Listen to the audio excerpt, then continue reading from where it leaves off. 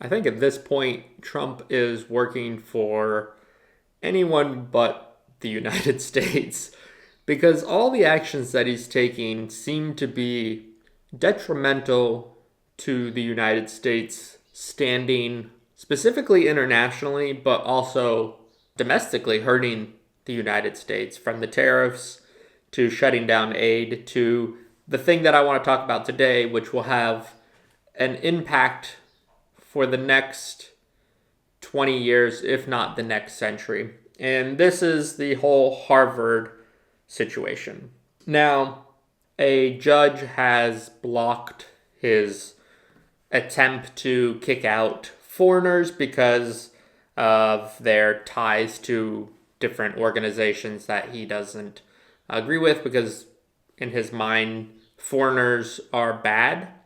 And even though many of them, or all of them, because they've been vetted before they're allowed in and before they're given a student visa, none of them are connected to the organizations that he's claiming. And although some might rightfully go to a protest, it's their right. So just because he doesn't agree with what's being protested doesn't mean they don't have the right to go to that protest. And as a matter of fact, because many of these people are coming from countries where they may not have that right to protest freely, allowing them to do it actually gives them a taste of the so-called American freedoms, which, if they enjoy, they might actually try to implement those changes in their government and in their countries when they get back into their own country. But I'm getting ahead of myself. Basically, Trump wants to get rid of foreigners. It's xenophobia, it's racism, it's a whole range of different things. But he's been trying to get rid of foreigners pretty much since his first term, and now the second term, he's definitely going pretty hard on this.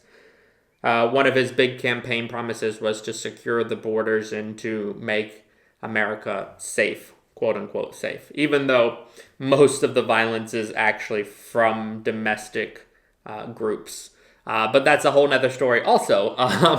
Most of the immigrants and most of the students are there for a better life or a better education. They can't get the education opportunities that they want in their home countries, so they come to the United States for the best education at a university level that is pretty much available in the world. That is changing slowly, and I think by these measures that are not America first, but actually harming America, the institutions will quickly lose their top standings because the top talent will go somewhere else. And so this is the core of the problem and how it's going to benefit China, definitely, benefit Europe to some extent, and actually damage the United States global education ranking for years to come. So we all know that for the last 50, 60 years, the United States has had a pretty good education system in terms of higher education.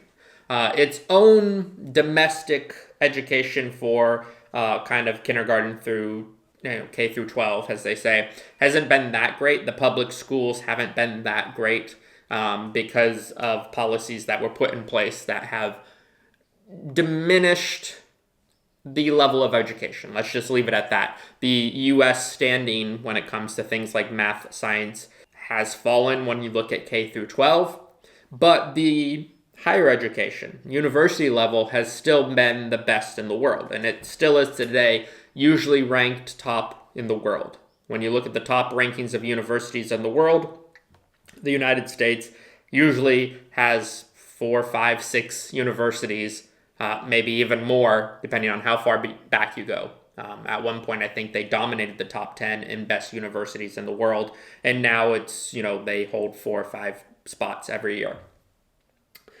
With this policy, although it's been blocked by a judge, it is very clear that the United States is no longer open to foreigners. And the problem with that is most of the people that have the ability, they can either get scholarships or they have the money because their family is wealthy enough to send them to the United States, are actually very high up in terms of their grades and in terms of their ambition. They actually are the best students. And so when we think of all of the foreigners that come to the United States, especially the ones on scholarships, they won those scholarships by being the best in their respective field, whether that's science or math, or they won some kind of literature scholarship or business scholarship or whatever it is that they won. They were able to win that because they're the best in their country. Of all the people that applied for the scholarship, they won it because they had the best idea, whether whatever field they're in. When the United States puts a policy like this and says, if you're a foreign student, we think you might be some kind of spy or working for some organization, or you aren't following the rules the way that we think you should follow the rules because you're protesting the wrong things, the message it sends is you're no longer welcome in the United States. And so who is this going to benefit? Well, the European Union just announced that they are going to try to spend around 500 million euros to attract some of this talent. Because the thing is, when there's brain drain from one nation, it doesn't mean that those people are no longer smart. It means they went somewhere else. And for the longest time, the United States has been sucking up talent through scholarships, through having some of the best institutions, and by having a ability and a path for students to essentially work their way through higher education and then have opportunities in the United States, whether that's working for research institutions in the United States or whether that is starting businesses in the United States. The pathway was clear for many immigrants and for many students who became immigrants and immigrated into the United States after their student visa expired. Many of them were able to get kind of a work visa or some type of business visa that allowed them to stay in the United States and then build businesses or contribute to research and education. And other institutions. Some of them taught, some of them went and did research, some of them, started businesses. This is the normal path that we were seeing for many, many years, and why it was so coveted to get a student visa in the United States and to work towards that, because it was giving students that didn't have opportunities in their own country opportunities. And many of them stayed in the United States. So you were essentially sucking up all the talent from around the world, whether that's India or China, even Europe, Africa, South America, all over the world. If you could get to an institution in the United States, and especially if you could get a scholarship, you essentially made it. Now, some would return to their own countries because they had ideas from their time in the United States, and they'd go back to their own countries and start businesses.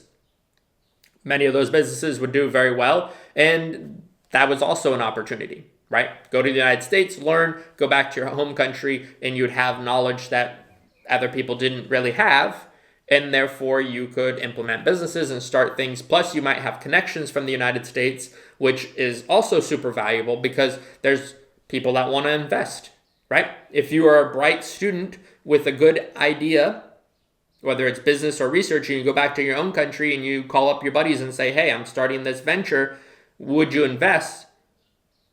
Many times they would. So it created an entire ecosystem of pulling in the best talent and then using and leveraging that talent to make America stronger. Now they're saying, we don't want it. European Union came out with this policy saying, we're going to invest 500 million euros over the next 2 or 3 years to try and attract that talent to European universities and to build better institutions within Europe and create an education system that actually can compete with the United States, especially on science and technology.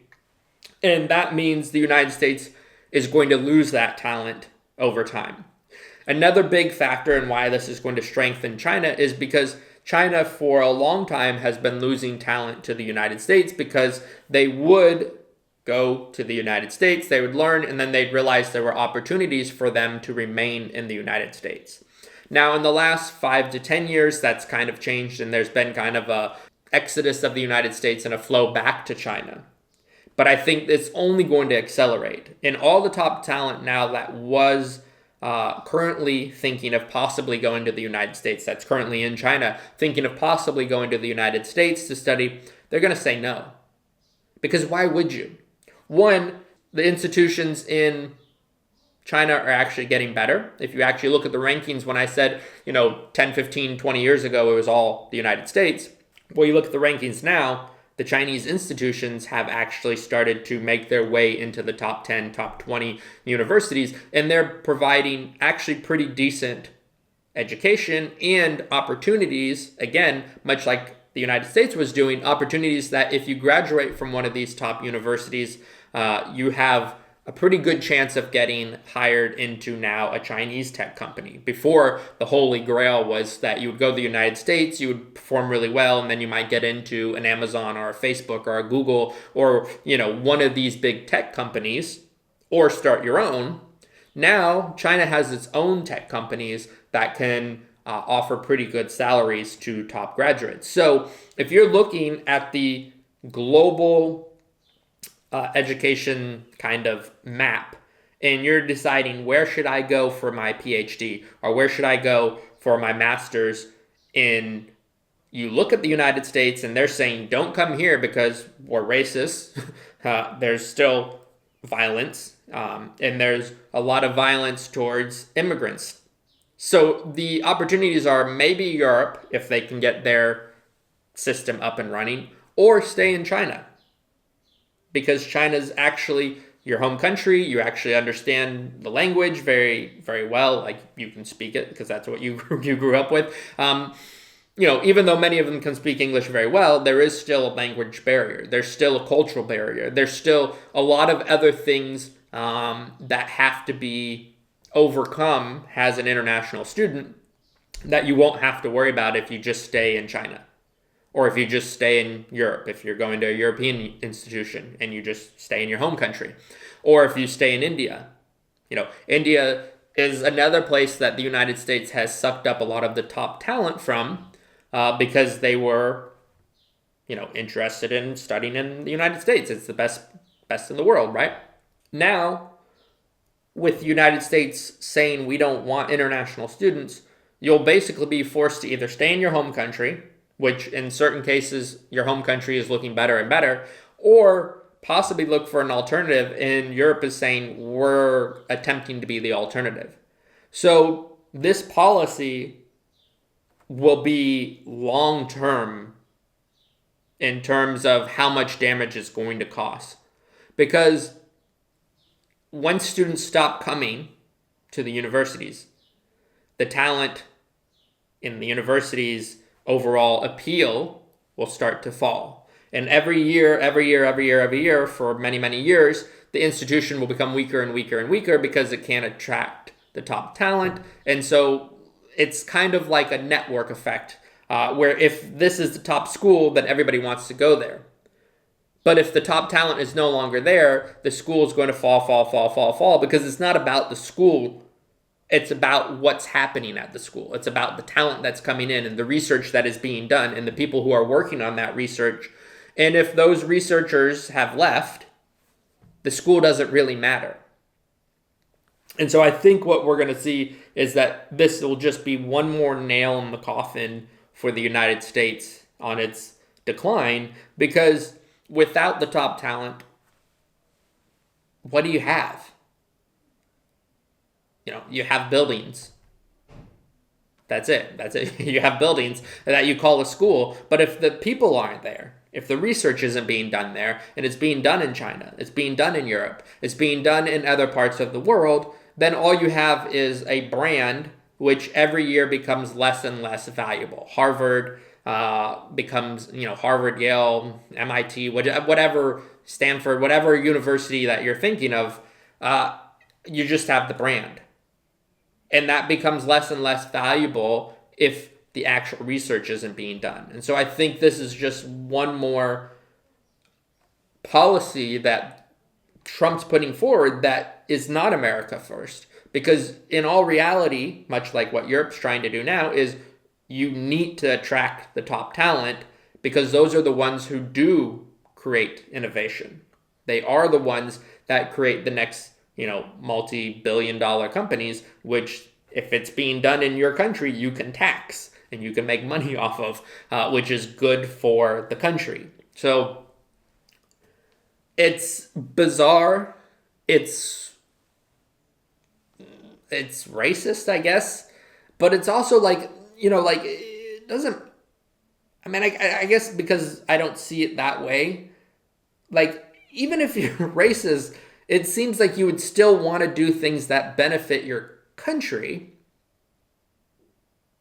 And so that's why it's so baffling to me that Trump would put forward a policy like this and try to, attack universities and say any university that's accepting, foreigners and and issuing student visas or allowing, foreign students to come, better watch out because we're watching closely.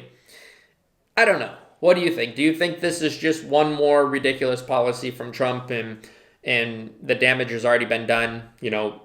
Foreign students are now going to start avoiding the United States, and even if a judge halts the process or overturns, the presidential decree, do you think the damage is done?